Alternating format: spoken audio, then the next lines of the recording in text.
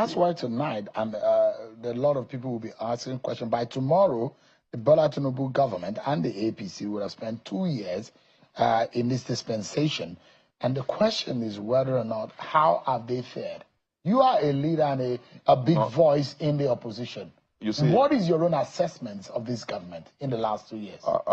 My assessment of this government, just like any other Nigerian, they have not done well at all. And I will say so because the indicators all over the place.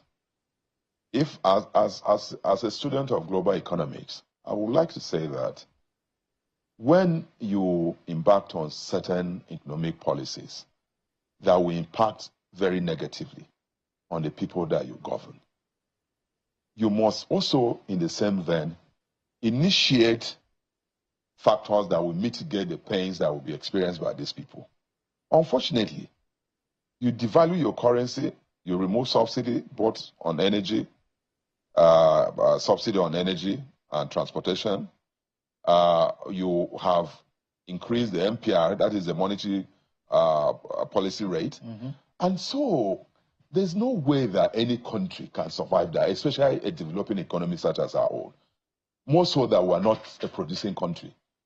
I know of the Asian tigers, countries like Malaysia, Indonesia, around that axis. The only country that survived this kind of policy was Singapore, because the man then, Lee Kuan Yew, say that, no, I know the implication of this, devalue the currency, remove subsidy, increase banking rate. There's no way that any developing economy can survive that. Especially in Nigeria, it's not a producing. We're not producing anything. These Asian tigers were producing economy. You see it as reckless, right? I'm not saying it's reckless. How do you describe it? I describe it as not being conscious of what you are doing. They're not conscious of the fact that those who are taking a decision. There are those who are pro this government who see it as audacious. Audacious. But you don't see it as such. No.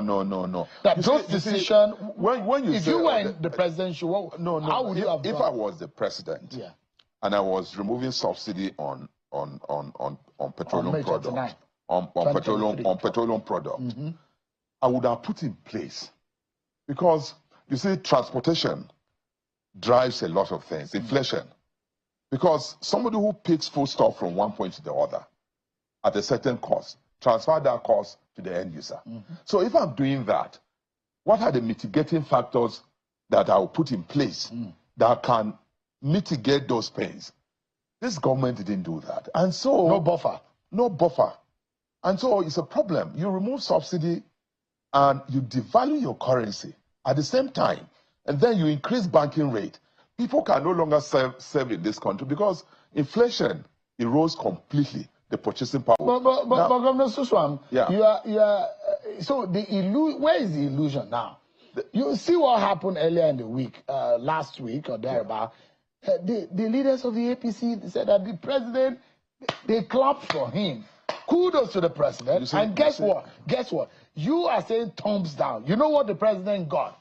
The president got endorsement, sole candidacy to 2027. But you are here seated and saying that they have not done well. Who is deceiving who? You know, I was in PDP when Jonathan got more endorsement over what is happening now. We lost that election. We lost the election. Those endorsements are self-centered. There are people who have appointment. They have not done anything for their people. So they will drag this and show the president that, yes, we are doing well. Most of those people doing endorsement, they can only do endorsements in metropolitan cities. Let them go back to their villages. They cannot be. They cannot go back to their villages because the people are very hungry. You see, it will do them a lot better to say, Mr. President, well, you've done well here, but these are the issues. In that way, any leader can relate to that. The position of the Supreme Court, and in a few cases now, it does look to me that is a modern position of the Supreme Court to say, everybody go back to the party and obey the position of the party. Now, the Supreme Court has said, status quo. because the interpretation has been, what is the status quo?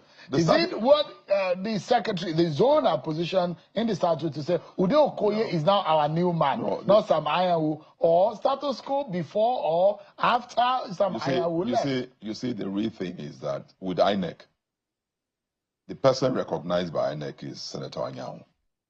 Because he was elected, his name is still there. When he left, it was for the party, the acting national chairman, to properly inform INEC that our secretary has resigned and has gone to contest another election. But was he a resignation? He didn't do that. But was he a resignation in the first place? This is the crux of the matter. Yeah, because his contestation is that he took a leave. This is where I've always indicted the acting chairman. In all of what is happening. So he's the architect of this problem. He is, of course, because when Anyanwu came back, the Southeast, I was in a meeting of BOT, where the Southeast vehemently raised this issue. He was sitting there, and he didn't listen to them. He said, Anyanwu is the secretary. Now, what has now changed? Well, that is the question. That is the question that me too, I don't know what has changed. So the acting chairman has created a lot of confusion in the party.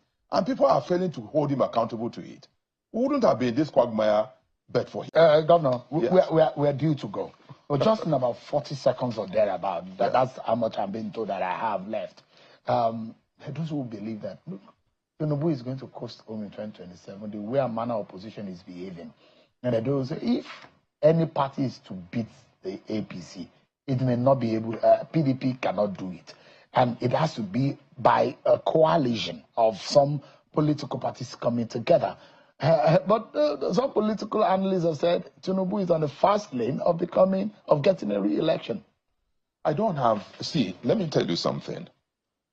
I don't have any problem of a sitting president getting re-elected if all things are good.